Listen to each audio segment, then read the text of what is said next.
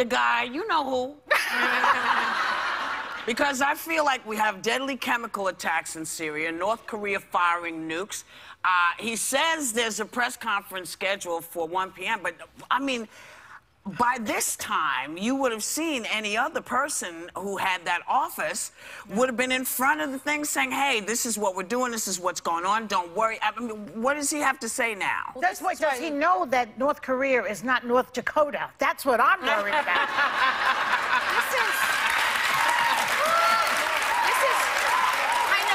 Reasons people spoke out for so long about him taking a harder line with Russia. Because right now, Russia is an ally to Syria and kind of complicit in what's going on. And the part that really bothers me is he has been so worried about being nice because he says these relations can help us.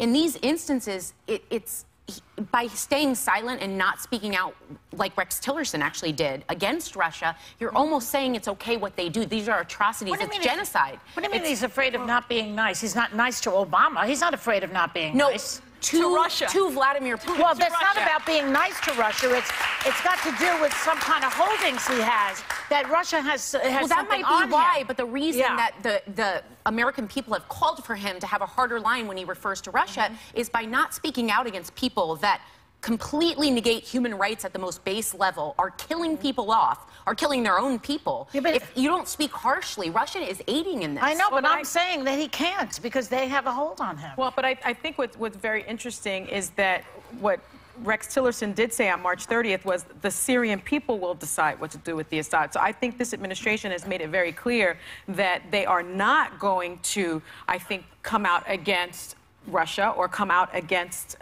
Assad's regime. No, and they that's come out very against troubling. Obama. Because the White House is blaming Obama for his Syrian response. But what's interesting is, here's what that guy said when he tweeted when Obama was in office. This is what he said. In 2013, I think it was. President Obama, do not attack Syria. There is no upside and tremendous downside. Save your power for another and more important day. So what is going on here? Can it be truly that he actually does not really get how all of this works, how the world stage actually works? There's no consistency because he's saying he's a non-interventionist, then all this nonsense is coming out. The bottom line is hundreds of thousands of people have been murdered in Syria, and tens of thousands of them have been children. You see the pictures all over the internet. So if America stands for freedom, then we have a responsibility to do something. Now, you can't, there are questions about whether we can arm Syrian rebels and what we can do, and these moderates that exist wind up not being moderates. They're actually aligned with terrorist ideology. So you have to be very careful. President Obama made a lot of mistakes with this. He drew a red line in the sand on chemical weapons and said we would act, and then we didn't. And now President Trump is making... We didn't act because they wouldn't let him. Let's be really clear. Let's be clear that's fine, but you're the commander-in-chief. But we have to make it clear. But the president can act. We have to make it clear because people are... the administration is now blaming President Obama.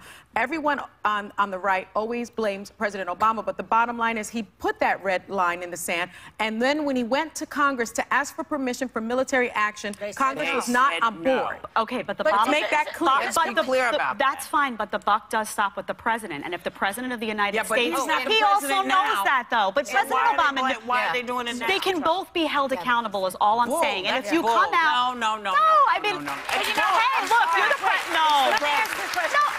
In the original, I think that Obama was afraid also to do military interaction there because intervention. Right. Because he was afraid that it would cause the same kind of chaos that was caused when Bush invaded Iraq. So wait a minute. So you go back to that war and start blaming that original sin. That's fine, but because people are now dying and suffering because of the original sin of Iraq. That would make sense, except for the fact that the Obama administration went into Libya and toppled Gaddafi and left terrorist havens throughout the country of Libya. So they were more than happy to get involved in Libya. I'm not saying we shouldn't have been involved in Iraq. I'm not for destabilizing regimes, and I'm not for nation building in these countries. I think it's a problem across the board, and I wasn't for arming the Syrian rebels because the rebels were just as problematic as the Assad leadership. Well, Trump agrees with all of that. All I'm saying is that if you're the president of the United States, you know, if you know you're going to seek the help of Congress and you want the help of Congress, don't go out and say there's a a red line. If there's a red line, if they use chemical weapons, we're coming to help you. You would be right if it was a normal kind of thing. But let's be realistic about how Obama was dealt with, shall we? Yeah. Because when you're the president and you say, yeah, that's the red line, you're assuming that they all see what you see. And that you have support. And that you got support. Right. And he had no support. But